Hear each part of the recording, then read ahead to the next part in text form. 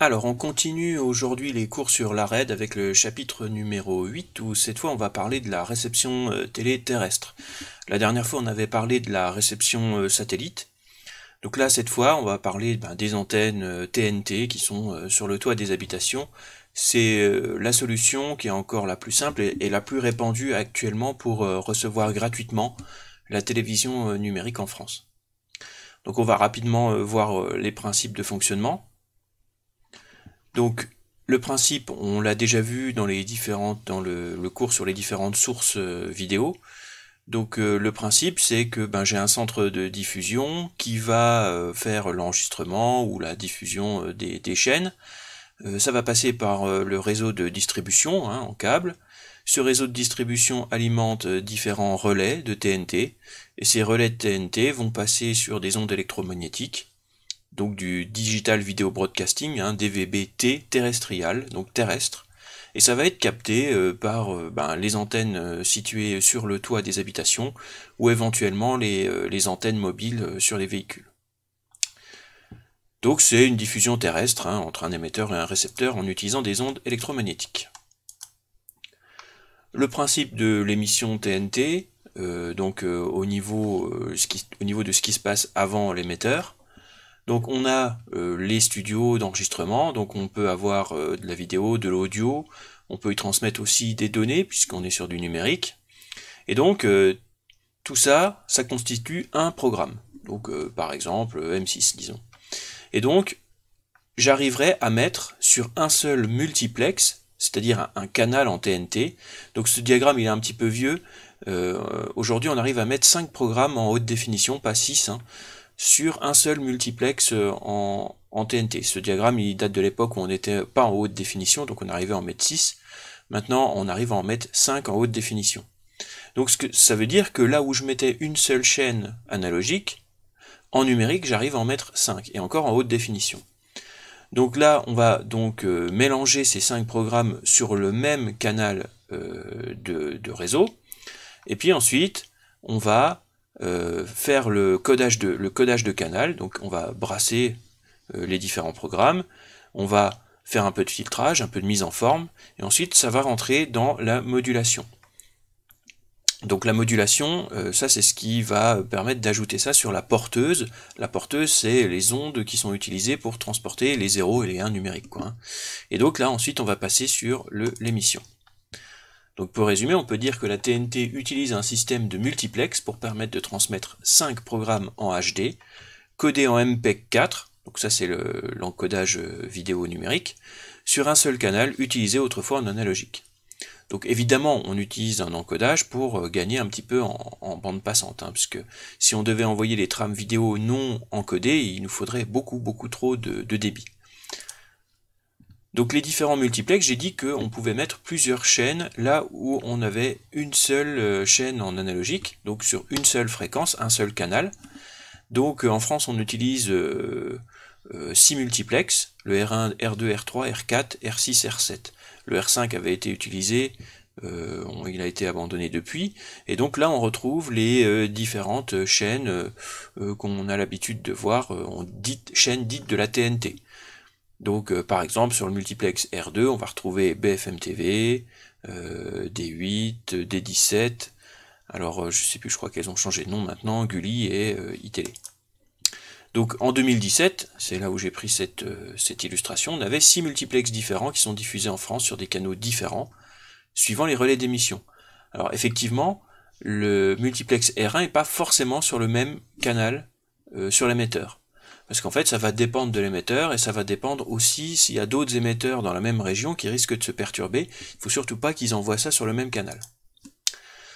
Donc justement, quels sont les canaux qu'on va utiliser? C'est les bandes de fréquences qui étaient autrefois utilisées pour la télévision analogique. Donc c'est la bande de fréquence qui va de 470 MHz à 862 MHz. Ça, c'était l'ancienne bande analogique.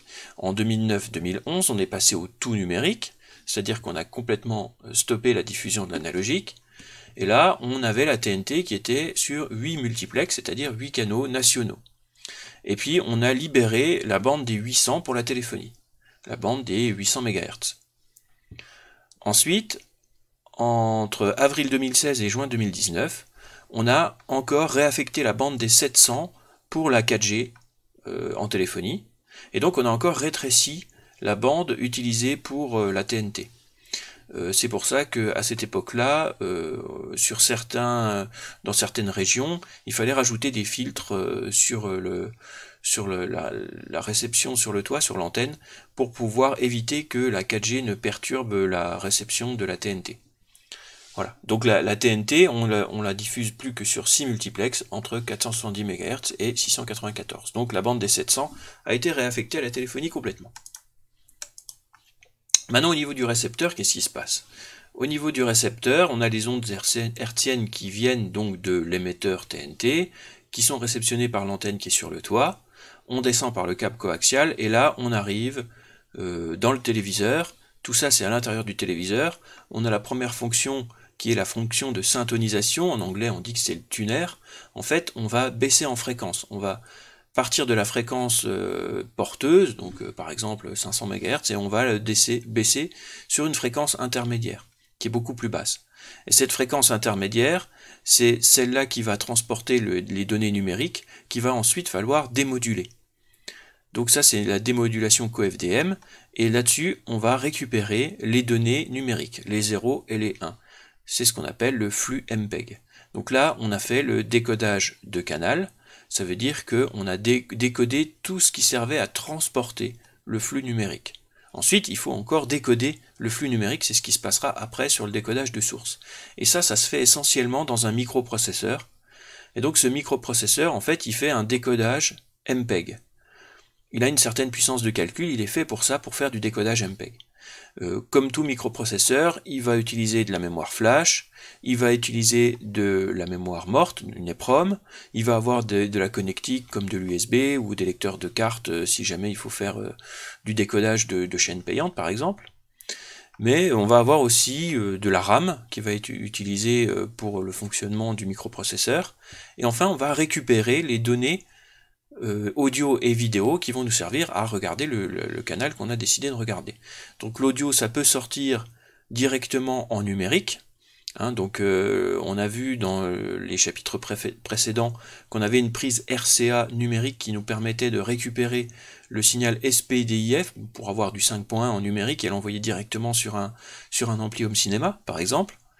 Mais on peut aussi récupérer l'audio en analogique, donc pour ça on va utiliser un CNA, convertisseur numérique analogique, pour récupérer voix droite, voix gauche. Et puis on peut envoyer ça par exemple sur une prise Péritel. La vidéo, on peut également la convertir en analogique, convertisseur numérique analogique, et là on envoie ça sur des broches de la prise Péritel en analogique. Ou on peut aussi, et c'est ce qui se fait le plus souvent actuellement, conserver le signal vidéo en numérique et l'envoyer sur le câble HDMI pour le téléviseur. Donc en réception, il faut passer par le tuner, la démodulation et le décodage pour visionner le programme télé. Ok, la réception terrestre. Alors pour définir une bonne réception terrestre, il faut savoir en quelle unité on va calculer le gain de réception, la puissance qui nous reste en réception. Et pour ça, on utilise une unité qu'on a déjà vue quand on a parlé de la réception satellite, c'est le dB microvolt. Alors dB microvolt, ça veut dire décibel microvolt, en fait ça correspond à une puissance de réception. Et cette puissance de réception, en plus c'est une échelle logarithmique, mais j'y reviendrai. Donc c'est une unité de niveau de réception qui permet de quantifier la qualité d'une installation. C'est ça qui va nous permettre de savoir si le client il va bien recevoir ses chaînes ou pas.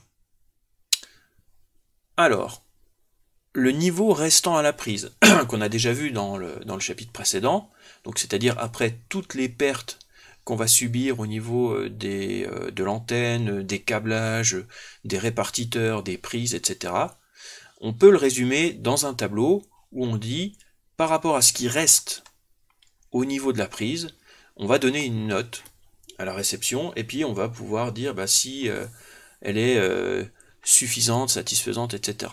Donc, en analogique, on s'en moque. Par contre, nous, ce qui nous intéresse, c'est le numérique. Et en numérique, le minimum souhaitable, c'est 45 dB microvolt. Tout ce qui est au-dessus, c'est satisfaisant. Tout ce qui est en dessous, bon, on peut dire que au mieux, c'est acceptable. Au pire, on n'a rien du tout, c'est un écran noir. Donc ça veut dire qu'il faut qu'on s'arrange pour régler notre installation pour avoir encore au moins 45 dB microvolts au niveau de la prise. Alors au départ, ce qui va nous apporter des dB microvolts, c'est l'antenne. L'antenne de réception, elle s'appelle l'antenne Yagi, du nom d'un japonais qui a amélioré justement le principe de réception par antenne. Et donc cette antenne Yagi, elle se présente toujours sous la même forme, avec différents éléments. Les éléments sont les suivants, donc on a toujours un mât qui va supporter l'antenne, on a sur l'arrière de l'antenne des éléments réflecteurs qui vont venir rabattre les ondes sur le reste, c'est-à-dire ce qui fait la réception, c'est-à-dire finalement le dipôle ou le trombone, et c'est sur le dipôle ou le trombone qu'on a le coupleur, c'est-à-dire la connexion au câble coaxial. Le câble est connecté au dipôle, et ensuite ce qui fait la qualité de réception, c'est les éléments directeurs. Ces éléments directeurs, en fait, ils ont une taille qui est très précise, qui correspond, alors de mémoire je pense que c'est des quarts d'onde, qui correspond, qui est bien accordée avec la fréquence qu'on veut capter. Et plus la fréquence qu'on veut capter, elle est grande, elle est élevée, et plus ces éléments doivent être petits. Et plus la fréquence doit être faible, et plus ces éléments doivent être grands. Donc ça, par exemple, c'est une antenne UHF, c'est celle qui est utilisée aujourd'hui pour la TNT, mais à une certaine époque, on avait aussi des chaînes de télé analogiques qui étaient en VHF, c'est-à-dire des fréquences qui étaient plus faibles, et donc les antennes VHF, on les reconnaissait parce qu'elles avaient des éléments directeurs qui étaient beaucoup plus grands, beaucoup plus larges. Et les éléments directeurs plus petits, on en retrouve aussi en satellite. En satellite, on n'a pas d'antenne Yagi, on a la tête de réception sur la parabole, le LNB, et bien en fait, on a des éléments directeurs dans le LNB à l'intérieur, mais qui sont beaucoup plus petits, parce qu'on est sur des fréquences qui sont beaucoup plus grandes en satellite, et donc c'est comme si on avait une toute petite antenne Yagi à l'intérieur avec des éléments qui sont beaucoup plus petits. Donc l'antenne Yagi est composée de plusieurs éléments directeurs, un élément réflecteur et un dipôle relié au câble coaxial. Alors j'ai pas précisé que le nombre d'éléments directeurs, il n'y a pas de règle, mais plus on en met, et plus la quantité d'énergie et de réception que je vais avoir, plus le gain va être élevé. Et donc chaque antenne Yagi est caractérisée par un diagramme qui s'appelle le diagramme de directivité. Ça, c'est ce qui va me permettre de savoir est-ce que j'ai une tolérance dans mon pointage par rapport à mon antenne. Et donc voici un exemple de diagramme de directivité. Donc il faut savoir lire ce diagramme, hein. Donc on imagine sur ce diagramme que l'antenne, elle est orientée vers la droite. C'est là où on a les éléments directeurs, etc. Et donc le trombone se trouve exactement au centre de ce diagramme de directivité. Le cercle le plus éloigné du centre, sur le diagramme, correspond à la réception maximale de l'antenne en dB, au gain maximal de l'antenne en dB. Et donc ce gain maximal, il est obtenu pour un angle de l'antenne très précis. Si on vient s'éloigner de cet angle idéal, on va dire, par rapport à l'antenne, on se rend compte que la quantité de dB reçue va chuter rapidement. Et le deuxième cercle ici, sur le diagramme de directivité, il a un écart de 3 dB par rapport au cercle le plus éloigné. Alors vous allez me dire 3 dB c'est pas beaucoup, mais attention, je rappelle qu'on est sur une échelle logarithmique, et quand on est sur une échelle logarithmique, une perte de 3 dB correspond à une puissance divisée par 2. Donc ça veut dire que à partir du moment où j'ai atteint ces deux points-là, celui-là et celui-là, j'ai déjà perdu la moitié de la puissance de réception. Ce qui veut dire qu'on va pouvoir définir un angle, ici. Cet angle, c'est ce qu'on appelle l'angle d'ouverture à moins 3 dB. C'est, on va dire, l'angle de réception de l'antenne. On considérera que si on est entre ces deux extrêmes-là, soit on est au maximum de réception de l'antenne, soit au pire, on est à la moitié de la puissance de réception de l'antenne. Et donc on remarque, donc ça c'est ce qu'on appelle, cette forme-là, ça s'appelle un lobe. Le lobe principal, évidemment, c'est celui où j'ai la plus grande réception, ici, c'est le lobe avant. C'est ce qui nous fait dire que l'antenne, il faut la diriger vers l'émetteur, mais on se rend compte qu'on a quand même un petit peu de réception sur d'autres lobes, notamment le lobe arrière. Donc si jamais vous êtes dans une zone où on reçoit particulièrement bien, où l'émetteur est tout près, vous pourrez presque vous permettre de mettre l'antenne exactement à l'opposé, et de capter quand même par le lobe arrière. Mais bon, vous voyez que, sachant que à chaque fois que je tape un cercle, je divise la puissance par 2, vous avez intérêt à être très très proche de l'émetteur. Voilà. Donc ce diagramme permet de connaître la sensibilité de l'antenne et surtout l'angle d'ouverture à -3 dB. Ça, c'est l'élément le plus important dont on a besoin pour pouvoir placer correctement son antenne. Donc cet angle correspond à la zone de réception de l'antenne finalement. Quelles sont les caractéristiques électriques d'une antenne Yagi? Eh bien, la caractéristique, mais celles-là elles l'ont toutes, c'est l'impédance caractéristique, qui doit être de 75 ohms. Alors on va pas rentrer dans les nombres complexes, mais pour résumer, on va dire que c'est la résistance équivalente que s'attend à avoir l'antenne en sortie pour la fréquence normale d'utilisation de l'antenne. Voilà. Mais bon, comme tous les câbles coaxiaux d'antenne sont prévus pour fonctionner sur du 75 ohms, on ne peut pas se tromper. Sauf si on prend du câble coaxial de réseau informatique qui est à 50 ohms. Mais si vous êtes dans de l'antenne, que ce soit de la TNT ou du satellite, c'est toujours 75 ohms. Le gain, grand G, exprimé en dB microvolts, donc ça c'est la quantité de réception de l'antenne si vous voulez, et le gain augmente quand on augmente le nombre d'éléments de l'antenne, le nombre de brins. Par contre, alors vous pouvez me dire, finalement, je peux faire une antenne qui va faire 5 mètres de long avec 40 brins, et comme ça j'aurai une super réception. On a toujours on va dire le revers de la médaille, qui sera que plus vous allez mettre de brins sur votre antenne, et plus l'angle de réception va être serré. Et donc plus il va falloir régler précisément votre antenne pour recevoir, moins vous aurez de tolérance en largeur.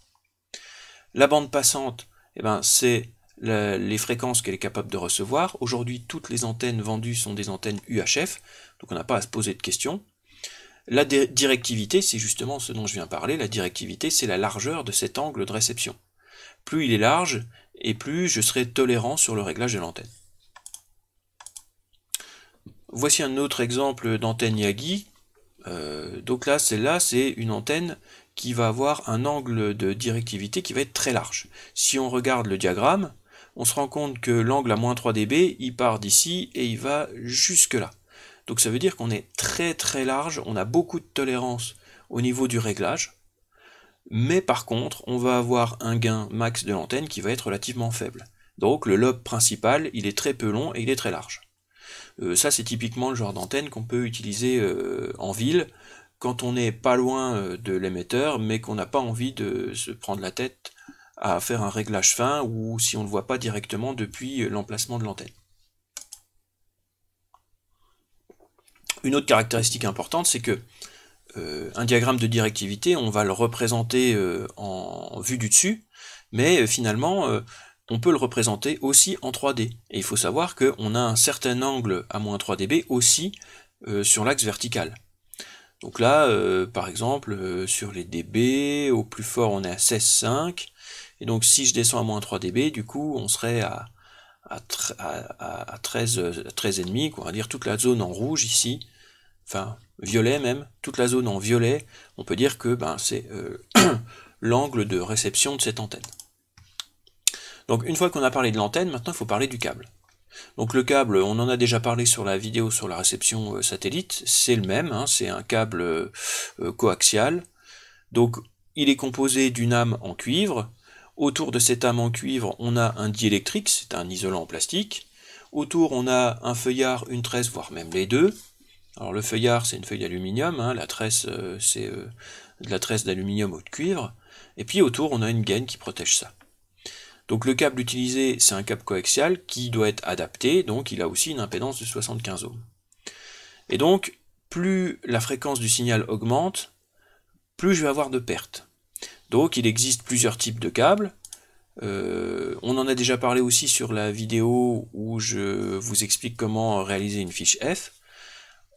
On a par exemple le 19 VATC qui a une perte de 19 dB tous les 100 mètres, donc c'est écrit dessus. Hein.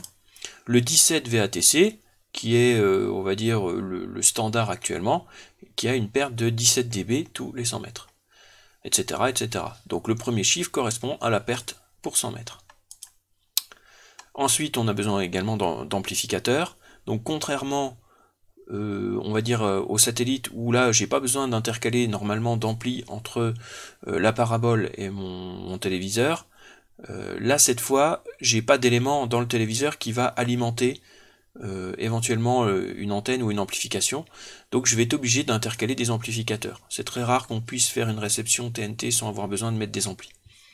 Donc ces amplificateurs permettent d'augmenter le gain entre l'antenne et le ou les téléviseurs, et éventuellement de faire une répartition entre plusieurs téléviseurs. Sachant que même si vous tombez sur des amplis qui amplifient l'UHF et la VHF, quand on est en TNT, donc en numérique, on n'a besoin que de l'UHF. Donc la VHF, on la met à 0. Il existe également des amplificateurs qui sont scindés en deux entre sa partie alimentation et sa partie amplification. Parce que finalement, si on met l'amplificateur, on va dire, loin de l'antenne, je risque d'amplifier également tous les parasites que j'ai attrapés entre l'antenne et l'amplificateur. Donc l'idée, c'est d'aller mettre l'amplificateur le plus proche possible de l'antenne, comme ça j'aurai ramassé très peu de parasites. Alors c'est des parasites qui viennent d'où? Des appareils électroniques qui sont dans l'habitation, des véhicules qui passent dans la rue, des voisins qui utilisent leur téléphone mobile, etc. Donc plus je vais être proche de l'antenne avec mon préampli, et moins je ramasserai de parasites. Donc il existe des préamplis que l'on place le plus près possible de l'antenne pour éviter d'amplifier les parasites. Et ce préampli, il faut bien l'alimenter, donc on ne va pas ramener du 230 volts sur le mât, on va utiliser, comme en satellite, le câble coaxial pour transporter une tension continue. Donc l'alimentation du préampli se trouve sous le toit, et la tension continue passe par le câble coax. Il existe aussi des répartiteurs passifs. Alors pourquoi je dis qu'ils sont passifs? Parce qu'ils n'ont pas d'alimentation, donc ils permettent de répartir, mais ils ne vont pas augmenter le gain. Donc ils vont même plutôt l'affaiblir. Donc il existe des répartiteurs, donc ici on voit une entrée in et 1, 2, 3, 4, 5, 6, 7, 8 out, 8 sorties. Donc ça, ça me permet de répartir ma réception TNT sur 8 téléviseurs. Et là, contrairement au satellite, les 8 téléviseurs peuvent regarder la chaîne qu'ils veulent, exactement, puisque finalement toutes les fréquences UHF sont ramassées par l'antenne Yagi. Voici par exemple un répartiteur 2 sorties. Alors on remarque que ce symbole là, CC, qui va de la sortie vers l'entrée, en fait ça signifie simplement que le répartiteur va laisser passer le courant continu, la tension continue qu'il y a entre l'alimentation et le préampli. Donc on peut se permettre de mettre l'alimentation après le répartiteur, et le préampli évidemment il est près de l'antenne, donc il est côté entrée. Donc ils permettent de répartir le signal sur plusieurs récepteurs. En contrepartie, ils induisent une perte de 3 à 10 dB selon les modèles, 3 pour les meilleurs, 10 dB pour les moins bons. Donc ça, cette perte, il faudra la compter aussi pour la réception. Ils laissent passer la tension continue pour l'alimentation d'un éventuel préampli, d'où le symbole CC. Voici un exemple d'installation classique. Donc on a ici une antenne UHF, là on a un préampli, entrée UHF, sortie, la LED qui permet de savoir si le préampli est bien alimenté. Il est alimenté par le câble coaxial, par ici ce bloc d'alimentation qui lui est connecté au secteur et qui permet en plus de l'alimentation de faire une répartition sur 2 sorties pour 2 téléviseurs. Il se trouve qu'il amplifie suffisamment bien le signal. Le client a utilisé encore 2 répartiteurs de chaque côté pour transmettre ça sur 4 téléviseurs. Alors ensuite, les coupleurs.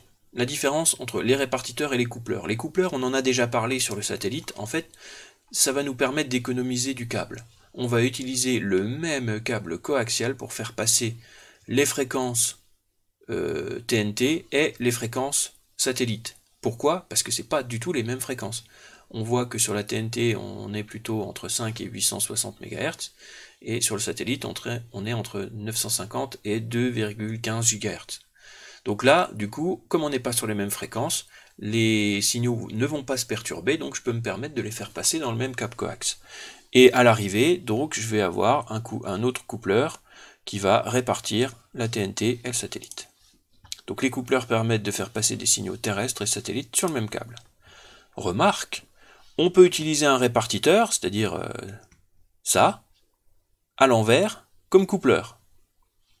Mais attention, il ne laissera pas passer la tension continue qui permet d'alimenter la tête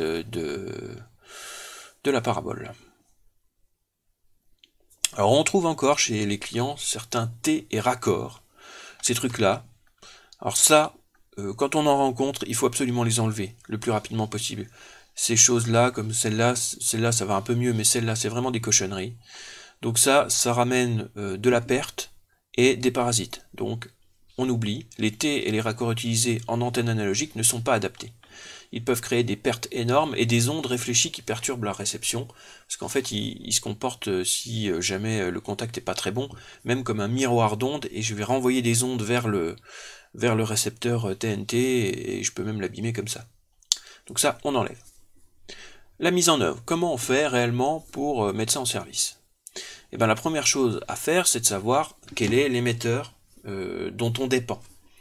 Donc par rapport à l'habitation sur laquelle on veut placer notre antenne, on va regarder une carte des différents émetteurs. Donc voici par exemple une carte dans les Vosges, et on va regarder lequel est le plus proche. Alors il existe des sites internet qui permettent de calculer automatiquement la position de l'émetteur le plus proche, et même les canaux des différents multiplex pour savoir où ils sont. Il suffit simplement de rentrer son adresse et on obtient cette information assez rapidement, et du coup on a même les différents angles de réglage de l'antenne. Donc on remarque quand même une chose sur cette carte des Vosges, c'est que on a beaucoup plus d'émetteurs sur l'est des Vosges que sur l'ouest. Ça c'est normal, c'est parce que ici on est beaucoup plus en région vallonnée montagne, et que un émetteur, s'il n'est pas en vue directe de l'antenne, la réception elle est quasi nulle. Donc on est obligé de mettre des émetteurs un peu dans chaque vallée, tandis que sur l'ouest vosgien, où là on a un territoire qui est très plat, l'émetteur va avoir une portée beaucoup plus grande parce qu'il va avoir très peu d'obstacles. Donc avant de commencer la mise en œuvre, il faut repérer l'émetteur le plus proche et le plus puissant. Et parfois le plus proche, c'est pas forcément le plus puissant. Il faut aussi vérifier la si la polarisation est verticale ou horizontale. Alors ça, j'en ai aussi déjà parlé quand on parlait de satellites. Il est possible que certains émetteurs, comme ils se perturbent entre eux parce qu'ils sont proches, il y en ait un des deux qui va émettre sur une polarité verticale et l'autre sur une polarité horizontale. Et donc là, ça va changer quoi pour l'installation de l'antenne? Celui qui va émettre en polarité verticale, il va falloir mettre les brins de l'antenne en verticale, c'est-à-dire qu'il va falloir tourner l'antenne d'un quart de tour, quoi. Les brins seront en vertical. Et c'est le cas notamment à Saint-Dié, on a l'émetteur de Lormont, ici je crois, celui-là, qui émet en vertical. Donc toutes les antennes qui sont dessus, elles sont tournées en vertical par rapport aux autres, pour pas perturber les autres émetteurs. Donc une fois qu'on a repéré son émetteur, qu'on sait l'angle qu'il faut par rapport à son habitation, si c'est en horizontal ou en vertical, il va falloir procéder au pointage. Et donc là, on a un risque d'aller sur le toit, et donc on a un risque particulier de chute. Donc là, voilà, il va falloir respecter certaines règles de sécurité, notamment au niveau des EPI, des accroches, etc. Et donc un professionnel, non seulement il utilise ses EPI de sécurité, ses accroches, mais il va également utiliser un appareil qui s'appelle un mesureur de champ, qui va lui permettre de faire son pointage directement sur le toit.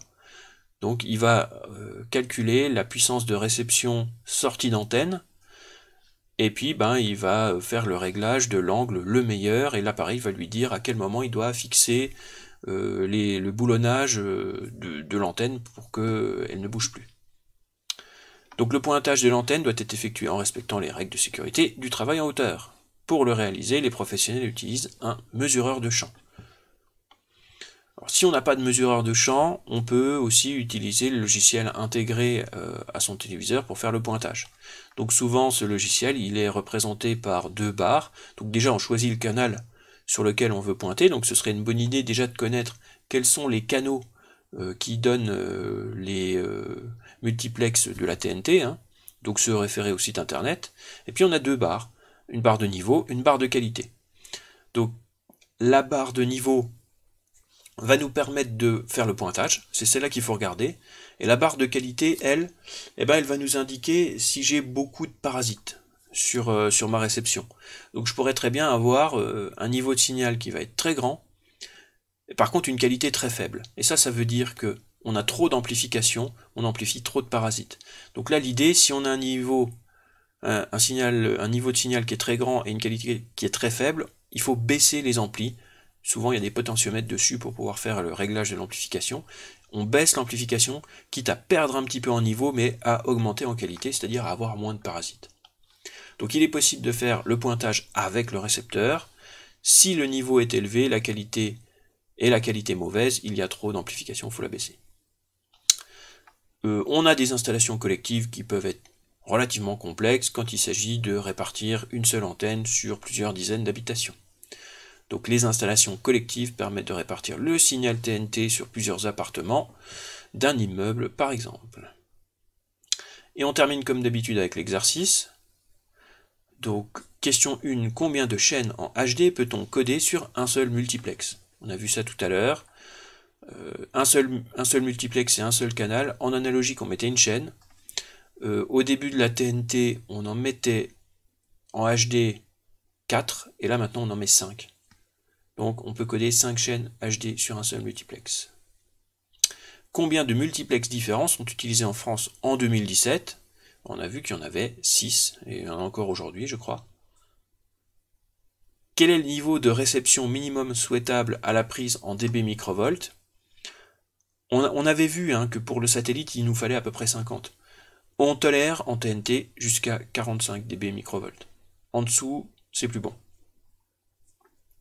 Sur quel élément de l'antenne Yagi le câble coaxial est-il connecté? Alors déjà, il faut se rappeler quels sont les éléments de l'antenne Yagi. On a le mât, on a les brins, on a le réflecteur, et puis on a le trombone. Et donc, ça va être connecté effectivement sur le dernier que j'ai cité, c'est-à-dire le trombone. Alors on l'appelle aussi le dipôle. À quoi correspond l'angle d'ouverture à moins 3 dB du diagramme de directivité? En fait, ça va correspondre à l'angle de réception de l'antenne. On va considérer que si on est en dehors de cet angle de réception, je vais plus transmettre suffisamment de gain en sortie pour avoir une réception correcte. Donc cet angle correspond à la zone de réception de l'antenne dans laquelle doit se trouver l'émetteur. Quelle est la perte en dB par 100 mètres d'un câble coaxial de type 21 VATC? Alors le 21 VATC, j'ai oublié de dire aussi que le VATC, on a aussi le PATC. Alors le VATC il est blanc et le PATC il est noir. Souvent le VATC on le trouve en intérieur et le PATC en extérieur. Bref, le 21 quelque chose, ça veut dire que je vais avoir une perte de 21 dB tous les 100 mètres. Et ça c'est pas bon du tout, 21 dB tous les 100 mètres, sachant que on a du 17 VATC qui coûte pas cher en ce moment. Donc celui-là c'est le moins performant. Si vous tombez sur une installation que vous devez compléter où il y a du 21 VATC, je vous conseille de le changer. Avec la TNT, est-il nécessaire d'amplifier les fréquences VHF? Les VHF étaient utilisés au temps de l'analogique, mais ils sont plus du tout utilisés en numérique. Donc on oublie la VHF, on ne fait que de l'amplification UHF. Non, seuls les canaux UHF sont utilisés en TNT, et c'est les canaux de 21 à 48. La VHF, c'est les canaux qui sont inférieurs à 21. Où doit-on placer de préférence le préampli UHF? Si on ne veut pas amplifier de parasites, il faut absolument le mettre au plus près de l'antenne. Il doit être placé le plus près possible de l'antenne, donc sur le mât. Quel est le rôle d'un coupleur? Alors, coupleur, on va coupler deux signaux qui ne se perturbent pas entre eux, et les deux signaux qu'on va coupler, c'est le signal TNT et c'est le signal satellite. Donc un coupleur permet d'utiliser un seul câble coaxial pour passer une antenne TNT et une parabole, ou pour coupler plusieurs antennes TNT par exemple. Comment savoir quelle direction donner à l'antenne? On va regarder sur la carte des émetteurs. Pour connaître la direction, il faut consulter les cartes des émetteurs de la région et calculer l'azimut, donc l'azimut c'est l'angle qu'on va donner à notre antenne, et la polarisation, ça veut dire verticale ou horizontale. Alors contrairement au satellite où là on avait une élévation en degrés, une trentaine de degrés, là il n'y a pas d'élévation en TNT parce que normalement l'émetteur est à peu près sur la même altitude que la réception. Quoique en montagne, on peut avoir des émetteurs qui sont beaucoup plus élevés, donc là il faudra peut-être monter l'antenne, mais c'est des cas particuliers. Voilà qui termine ce cours pour l'instant. Rendez-vous au prochain chapitre. Je vous remercie.